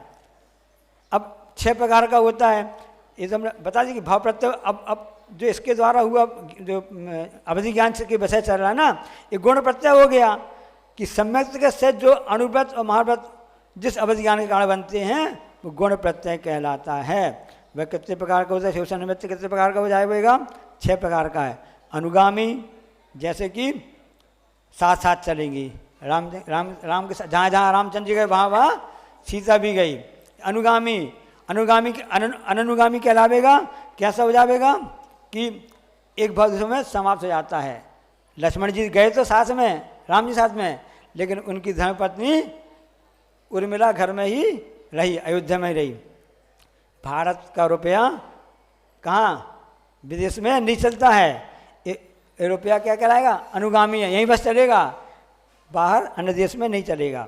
वर्धमान, जो अवधि ज्ञान शुक्ल पक्ष की चंद्र में हमेशा बढ़ता जाता है, क्रम से बढ़ता जाएगा, इंक्रीज। हीमान, डिक्रीज, नीचे होता जाना, हीमान कहलाता है, कलाएँ घटती जाती हैं। अवस्थित है, जो अवधि ज्ञान सूर्य या तिल के समान एक सा बना रहता, ना घटता है ना बढ़ता है। सूर्य में कभी भी घटन बढ़न नहीं होती है, ये अवस्थित कहलाएगा। अनवस्थित कहलाएगा कि जो हमेशा घटता बढ़ता रहता, एक सा नहीं रहता है, वह अवधि ज्ञान जल की तरंग समान में घटता बढ़ता रहता है। अब अवधि ज्ञान बता दिए 3 प्रकार का होता है, कौन कौन सा? देशावधि, परमावधि, सर्वावधि। तो देशावधि जो ज्ञान होता है वो तो सभी के हिसाब से हो जाएगा, जो देवनार के उनके लिए देशावधि होता है। परमावधि, अवधि ज्ञान और सर्वावधि एकमात्र दिगंबर मुनि राजों के लिए ही ये होता है। कई लोगों ने इसका विशद वर्णन देखना चाहते हो तो राजवार्तिक के प्रथम अध्याय में आप पूरा देख सकते हैं। अब चौथा नंबर आता है मनः पर ज्ञान का, उसका लक्षण बताने के लिए अगला सूत्र, ऋजु विपुलमति मनः परयः। हाँ, मनः परय ज्ञान ऋजुमति विपुलमति के ज्ञान से के भेद से 2 प्रकार का होता है। जो मन वचन काय की सरलता से जान लेता है ना, क्या जानता है? इस मन में क्या चल रहा है, कौन सा रूपी पदार्थों का, उसको जान लेता है, वह कहलाता है ऋजुमति ज्ञान कहलाता है। जगन्य से 1 या 2 भाव वालों को जान सकता है और उत्कृष्ट से 7-8 भाव जान सकता है। ये भी बता दे रहे आपके लिए, ये मनः पर ज्ञान जो होते हैं इनकी सीमा है। मनुष्य लोक 48 लाख योजन प्रमाण ही ये सब इनको विषय बना सकता है। अब उसके बाद में आता है विपुलमति मनः पर ज्ञान, कि जो सरल भी जानेगा और कुटिल रूप से जानेगा। मन में आपके कितनी कुटिलता चल रही है, क्या किस प्रकार से है, रूपी पदार्थ जानेगा। जैसे मान लो किसी के यहाँ छापा पड़ा, सुने ना आप लोग, व्यापारी वर्ग इनकम टैक्स का छापा पड़ता है, IT, GST छापा पड़ता ना, तो उसमें क्या होता है कि सामान से छापा पड़ा, पूरी टीम आकर उसने देखी कहाँ सोना है, कहाँ आपका कागज़ है, कैसा रुपया क्या है, जमा जान लिया। तो जो आपका ऋजुमति मनः पर ज्ञान है ना, वो हिसाब से आपके मन में सामान थोड़ा ऊपर ऊपर का जान लेगा। अब अंदर की बात जानना चाहते हो तो विपुलमति कैसे काम करेगा? पकड़ में नहीं आ रहा कि आपने सोना कहाँ छिपा के रखा हुआ है, टंकी के अंदर, दीवार को फोड़ के उसके अंदर है। तो मेटल डिटेक्टर आता ना एक जांच करने वाला, वो अपने आप पीपी करने लगता है कि यहाँ पर कुछ ना कुछ अंदर सामान रखा हुआ है। ऐसा विपुलमति मनः पर ज्ञान होता है कि अंदर छिपी वस्तु को भी आपके मन में कुटिलता है, क्या ऐसे कुटिल भावों को भी जान लेता है। चिंतित अचिंतित आदि इस प्रकार से होता है। और कुछ लोग विपुलमति ज्ञान जो होता है आगे बताएंगे कि उनकी और विशेषता आती है क्या? हाँ, उसमें और भी विशेषता आती है कि मनः पर ज्ञान जो होता है ना, उसके लिए बताया कि प्रथम उपसम दर्शन के साथ में नहीं होता है, किंतु द्वितीय उपसम सम के दर्शन में कोई इसमें बाधा नहीं आती है। अब उसके भेद बताने के बाद में और विशेष बता रहे हैं, विशुद्ध प्रतिपादाभ्याम तद विशेषः। वह मनः पर ज्ञान विशुद्धि और अपराध की अपेक्षा से भेद है, किसमें? ऋजुमति में और विपुलमति में है, कि इसमें विशुद्धि कम होती है, उसमें ज़्यादा होती है। वह पहला वाला अप्रतिपात है, संयम शिखर से नहीं गिरेगा, और दूसरा प्रतिपात है ऐसा। क्योंकि जो ऋजुमति मनः पर ज्ञान है, ज्ञान में उस स्थान तक ही रहता है, वह यहाँ से नीचे गिर जाता है। लेकिन जो विपुलमति मनः पर ज्ञान है आगे तक चला जाता है। अब जैसे मान लो कि कोई छात्र है, फर्स्ट डिवीजन प्राप्त हुआ, प्रथम श्रेणी पास हो गए, उसमें भी अंतर आएगा नहीं आएगा? उसमें भी किसी को 90% मिले, किसी को 60 मिले, तो उसकी विशुद्धि में अंतर आएगा नंबर में। दोनों फर्स्ट डिवीजन तो हैं, दोनों मनः पर ज्ञान तो हैं। ऋजुमति 60% वाला कहलाएगा, विपुलमति 90% वाला कहलाएगा, समझने के लिए। अब उसमें और विशेषता बताते हैं, अवधि ज्ञान मनः ज्ञान में क्या अंतर होता है। विशुद्धि क्षेत्र स्वामी विषयभ्यो बधि मनः परयो। अब विशुद्धि क्षेत्र स्वामी विषय की अपेक्षा अवधि ज्ञान मनः ज्ञान में कुछ विशेषता आ जाती है। कैसी विशेषता आ जाती है? अवधि ज्ञान में विशुद्धि कम है, मनः ज्ञान में ज़्यादा है। इसका क्षेत्र कितना? सिर्फ और उसका 45 लाख योजन है। इसका सीमित क्षेत्र है अवधि ज्ञान का। इसे स्वामी चारों गति के जीव हो सकते हैं। अवधि ज्ञान सभी को हो सकता है, चारों गति हो सकता है, लेकिन मना परा ज्ञान केवल मुनियों को छठवें स्थान से ब्रह्म संस्था की चलता है। और इसकी दोनों की प्रवृत्ति, अवधि ज्ञान की प्रवृत्ति रूपी पदार्थों में होती है, और अवधि ज्ञान के साथ जब विषय बना अनंत, उसका अनंत में भाग में मना परा ज्ञान की प्रवृत्ति होती है। और भी अब मति ज्ञान सुज्ञान का क्या विषय बनता है, अगला सूत्र है मति सत्योर निबंधु द्रव्येषु सर्व पर्यायेषु।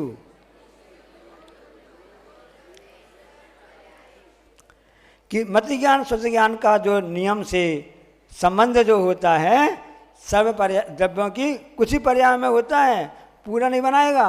केवल मत स्वतः अवधि केवल ज्ञान बस बनाएगा सब पर्यायों को, लेकिन मति ज्ञान स्वतः ज्ञान तो कुछ ही द्रव्य पर्यायों को बना सकता है। धर्म अधर्म आकाश इनका अवग्रह आदि रूप से ग्रहण करना हो जाता है।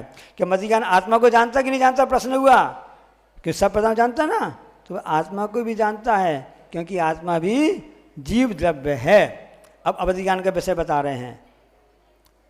रूपिस्व बधे, अवधि ज्ञान का विषय रूपी पदार्थों में ही है। असह पर्यायेषु पिछले से लगा लेना, या रूपी द्रव्यों की कुछ ही पर्यायों को जानता है। अवधि ज्ञानी जो होते हैं ना, जीव द्रव्य को डायरेक्ट विषय नहीं बना सकता है। सीधे अवधि ज्ञान से जीव द्रव्य का विषय नहीं बनेगा, क्योंकि जीव द्रव्य अरूपी है। मना पर्याय ज्ञान का विषय क्या है, तदनंत भागे मना पर्यायस्य। वह अवधि ज्ञान के वशीभूत पदार्थ के अनंत में भाग को जान लेगा। कि जैसे उदाहरण आया है, अवधि ज्ञान, सब अवधि ज्ञान ने अनार को जान लिया। अनार होता ना पूरा अनार, उसको अवधि ज्ञान से विषय बन गया। अब मना पर्याय ज्ञानी क्या करेगा, अनार के एक एक दाने को भी जान लेगा। ये दोनों में अंतर आएगा। अब केवल ज्ञान का विषय क्या है बताते हैं। सर्वद्रव्य पर्यायेषु केवलस्य, केवल ज्ञान का विषय जो होता है समस्त द्रव्यों की अनंत पर्यायों में से जानता है। आपने जो रिचार्ज भरवाते ना, रिचार्ज भरवाते मोबाइल में, कितना है, कॉल अनलिमिटेड, कोई लिमिट नहीं है। लेकिन जो इंटरनेट है वो क्या चलेगा भैया, 1 GB या 2 GB चलेगा। तो जिसमें लिमिट है वो आपका कौन सा हो जाएगा, अवधि ज्ञान और मना पर्याय ज्ञान। और कोई लिमिट नहीं है, ऐसा वह क्या करेगा, केवल ज्ञान हो जाएगा। बहुत अच्छा, सब बच्चे बड़े उत्साह से भाग ले रहे हैं, पूरा सुन रहे हैं, आप लोग भी सुन रहे हैं सब। अच्छा, अब केवल ज्ञान का विषय ऐसा बनता है। अब जब केवल ज्ञान उत्पन्न होता है और उस समय तीसरे प्रभु की दिव्य ध्वनि गिरती है, तीनों संध्याओं में 6 घड़ी उत्पन्न, वो घड़ी में वह दिव्य ध्वनि गिरती रहती है। और सभी गणधर उसको विस्तार से हम सबको बताते रहते हैं, क्योंकि सबको याद करना भी जरूरी रहता है। उन्हीं के माध्यम से हम सबको यह विषय प्राप्त हुआ है। अब ज्ञान एक साथ कितने उत्पन्न हो सकते हैं आत्मा में, अगला सूत्र है एकादीनि भाज्यानि युगपदे कस्मिन्ना चतुर्व्यः।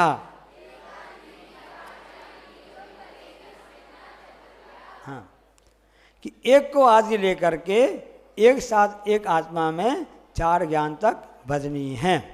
कैसा भजनी, मतलब विकल्प से हो सकते हैं। कम से कम एक होगा, 2 होंगे तो एक ज्ञान होगा। तो कौन सा ज्ञान होगा, केवल ज्ञान होगा। और धवला के हिसाब से निकलता है एक अकेला ज्ञान मति ज्ञान भी होता है ना। कई केवली मति केवली हैं, सभी मति उसमें आता है।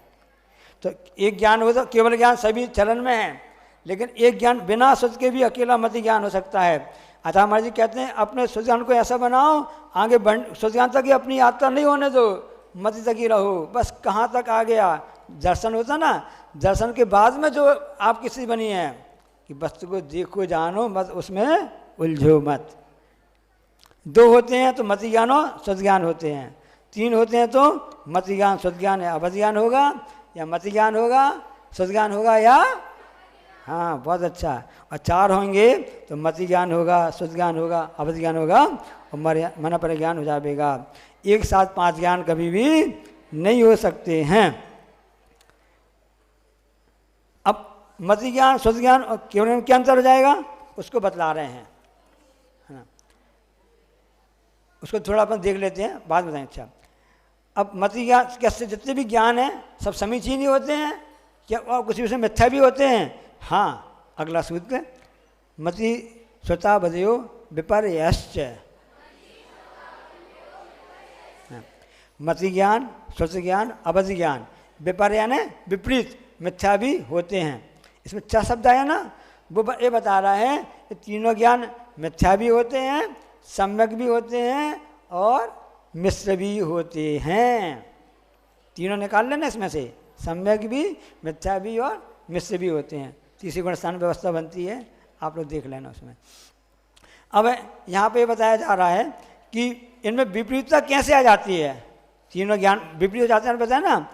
तो कड़वी तुम्बी के में रखा हुआ दूध कड़वा नहीं हो जाता है, उसी प्रकार से जिस आत्मा में मिथ्या दर्शन अनंतानुबंधी का उदय रहता है, आत्मा का ज्ञान भी मिथ्या हो जाता है। संगति का बहुत बड़ा प्रभाव पड़ता है। संगति सर्वदाये, आप लोग पढ़ते हैं ना, उसमें प्रतिगण पढ़ते हैं ना कि अच्छी संगति करोगे तो आपका ज्ञान अच्छा सही रहेगा, खराब संगति करोगे तो ज्ञान विपरीत मिथ्या हो जाता है। जैसे कड़वी तुम्बी के सानिध्य में आकर के मीठा दूध भी कड़वा हो जाता है, ऐसी विपरीतता उसमें आ जाती है। इसका कारण क्या है? इसका कारण क्या है उसको आप बता रहे ना। सदसतु रवि से साथ यद्गच्छोपलब्धे लुण्वत् मत्तवत्। सदसतु रवि से साथ यद्गच्छोपलब्धे लुण्मत्तवत्। हाँ हाँ हाँ, सत असत इनमें भेद नहीं करता, क्या सही है क्या गलत है, कौन नहीं करता है? उन्मत्त पुरुष होता ना, पागल पुरुष होता है, उनकी बात बता रहे हैं। 2 प्रकार के पागल होते हैं, ये तो जन्मजात पागल होते हैं और माँ से विक्षिप्त से पागल होते हैं। पागल की परिभाषा है, जो पापों को गलाता वो भी पागल कहलाता है। ऐसा आया कि हे मुनि महाराज, तुमको कोई ऐसा कोई शब्द कहता भी है उसको बुरा मत मानो, समता रखो अपने मन में, वो अच्छा तो कह रहा है क्योंकि तुम पापों के गलानों में लगे हुए हो, पापों को गलाने में लगे हुए हो। इस प्रकार से अपनी मानसिकता बदल सकते हैं। अपनी मानसिकता को कैसे बदल सकते हैं? अपने ज्ञान के द्वारा बदल सकते हैं। वही वस्तु में जो ना वस्तु ना अच्छी है ना खराब होती है, हमारा जैसा दृष्टिकोण होता है वस्तु हमको वैसी दिखाई देने लगती है। तो वह जो मिथ्या दृष्टि में कोई सम्यक दृष्टि, मिथ्या दृष्टि है, वो पेन को पेन ही जानेगा, कभी पेंसिल बोलेगा, कभी पेन बोलेगा, कभी कुछ बोलेगा। इस प्रकार से वह उसकी साख नहीं है, उसकी जबान का कोई भरोसा नहीं है, वो कभी भी पलट सकता है। इसलिए साख बनाना चाहते हो हमेशा अब इस सम्यक ज्ञान का ही सहारा लो, जिससे सहारा आपकी साख बना रहेगी। क्योंकि कोर्ट में गवाही दी जाती ना, उसमें कहा जाता है कि गवाही कौन देगा कोर्ट में? भाई जो माँ से विक्षिप्त नहीं है, जो नशा आदि नहीं कर रहा है, उसी की गवाही मान्य होगी, इसके अलावा नहीं मान्य होगी। इसलिए गवाही देने का मौका आए तो ऐसे लोगों की गवाही सही मानी जाती है। अब अगला एक और आपको बता दे रहे हैं कि ज्ञान के द्वारा सब प्रकार से होता रहता है। आत्मा में ज्ञान है, वो ज्ञान के द्वारा ही सबको बस प्राप्त करता रहता है। अब यह बात अलग है कि वह ज्ञान किस रूप में उपयोग कर रहा है, सम्यक रूप में कि मिथ्या रूप में उत्पन्न कर रहा है। एक इंजीनियर बना, मैं इंजीनियर बन गया हूँ, क्यों भाई क्या खोज की है? उसने कहा मैंने बहुत अच्छी खोज की है, मैंने एक ऐसी चीज़ बनाई है कि दीवार के आर पार भी दिख सकता है। अच्छा कौन सी चीज़ बनाई है बताओ? कि दीवार के आर पार भी दिख सकता है। अरे सिंपल सी बात है, सरल बात है, मैंने छेद कर दिया दीवार में। तो ज्ञान का सदुपयोग कैसे करना है इसको सीख लो, मिथ्या रूप में मत करो। अब आगे उसके लिए बता रहे, अंतिम सूत्र है ना, नैगम संग्रह व्यवहार रज सूत्र शब्द समभिरूढ़ बम भूता नया।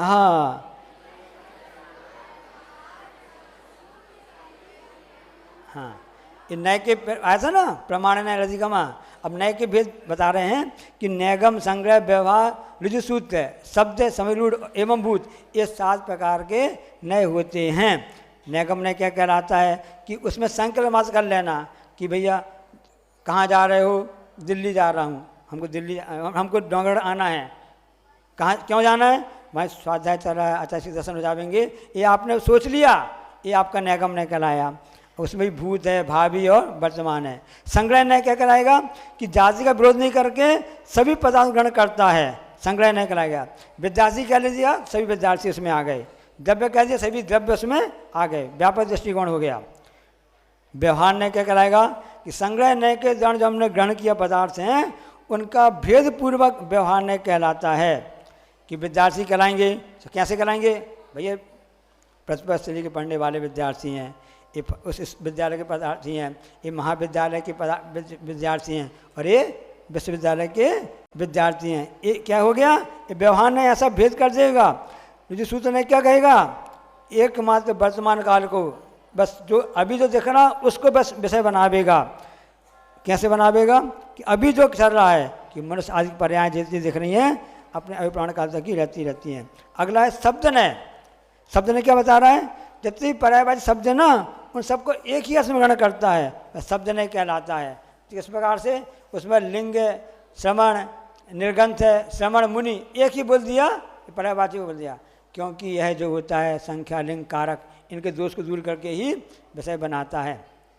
अब समविरूढ़ न्याय ये क्या बता रहा है कि एक शब्द के अनेक अर्थ होते हैं, रूढ़ में क्या चल रहा है उसको बताता है समविरूढ़ न्याय। और एवं भूत न्याय क्या कहलाता है कि जिस शब्द का जो वाच्य है उसी रूप क्रिया परिणत होते हैं वह कहलाता है। एक उदाहरण बता दे रहे हैं और पूरी समाप्त करेंगे, समय भी आपका हो गया ना। कि किसी को कोई लकड़ी का बॉक्स बनाना है, 5 किलो का बनाना, जिससे कि सामान को नाप तोल करते हैं। तो 5 किलो का अनाज डब्बा बनाना है, जंगल से लकड़ी लेकर के आ गए। ये कौन सा आपका हो गया, पहला वाला नहीं हो गया। अब उसके बाद में उस लकड़ी से अपने टहनियाँ अलग कर दी, पत्ते अलग कर दिए, दूसरा नहीं हो गया, तीसरा नहीं हो गया, कटाई छड़ाई आपने उसमें करना चालू कर दिया, ये व्यवहार से हो गया। और चौथा आपने स्केल से नाप लिया, कितना लंबा, कितना चौड़ा, कितना ऊंचा आपने निशान लगा दिए, ये आपका कौन सा नहीं हो गया, ऋजु सूत्र नहीं हो गया। उसके बाद में आपने उसका नामकरण कर दिया कि ये तो नापने वाला डब्बा है, अनाज नापने वाला डब्बा है। 5वें नंबर का आपके लिए शब्द ने उसमें हो गया। और उस डब्बे से आपने अन्य वस्तु भी नाप ले ली, उपयोग अन्य वस्तु में कर लिया, तो आपका छठवां ने हो गया। और अंतिम ने आपका एवं भूत ने हो गया कि जब आपने केवल अनाज ही नापोगे, कोई भी नहीं नापोगे।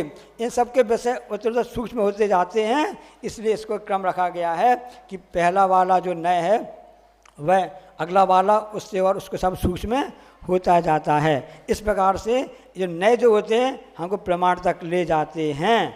इसके उदाहरण बताया गया है कि जब आप ट्यूब में हवा भरते हो ना, तो ट्यूब के अंदर कैसे हवा जाती है, चाहे साइकिल हो, कोई भी गाड़ी का ट्यूब हो, कैसे हवा जाती है, बाल्टी से जाती है, उसके अलावा कहीं नहीं आवेगी। जब हवा निकलने का मौका आता है तो वह कहीं से भी निकल हो सकती है, बस्ट हो सकता है। इसलिए हम सबका ही भावना है कि एक और हम बात बताना भूल गए हैं कि सर्वावधि जो अवधि ज्ञान होता है परमाणु को विषय नहीं बना सकता है। क्यों नहीं बना सकता है, क्योंकि मनापरा ज्ञान बताया गया कि अनंत में भाग को जानेगा, किसको, अवधि ज्ञान के विषय को। अब परमाणु अभिभागी है, उसमें अवय प्रतिच्छेद नहीं होते हैं और वह अरूपी नहीं रूपी है। इसलिए परमाणु रूपी है, अरूपी नहीं है, इसलिए उसको विषय सर्वावधि ज्ञान भी विषय नहीं बना पाएगा। क्योंकि उसका खंड कैसे करोगे, क्योंकि मनापरा ज्ञान कैसे जानेगा। इसलिए परमाणु का विषय जो बनता है वह तो एकमात्र आपके लिए केवल ज्ञान ही विषय बनाता है। इस प्रकार से ये पहला अध्याय आपने बहुत ही समतापूर्वक, शांतिपूर्वक लाभ लिया। इसमें जो भी गलतियाँ भूली हूँ गुरु महाराज जी हम सब क्षमा करें और आगे